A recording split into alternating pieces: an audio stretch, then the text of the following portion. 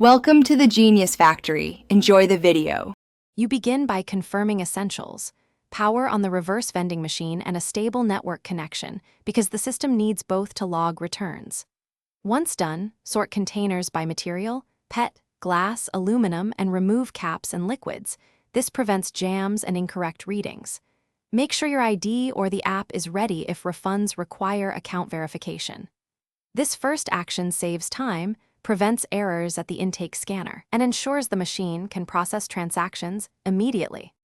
You now feed items into the intake, one at a time, following the on-screen prompts so sensors can scan barcodes and weigh each container. This improves accuracy. Once the machine classifies an item, check the confirmation.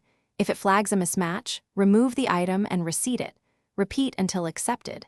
Then scan the barcode or tap your app when prompted to link returns to your account, because that step ensures you receive credit or a refund for each container. You finish by collecting your voucher, cash, or digital receipt and verifying totals on the screen. This completes the transaction and records your returns. Once done, clear the area, and, if the machine rejected an item after processing, place those containers in the appropriate bins or try refeeding one at a time. If a jam or persistent error occurs, record the error code displayed and use the on-screen support number or app help staff.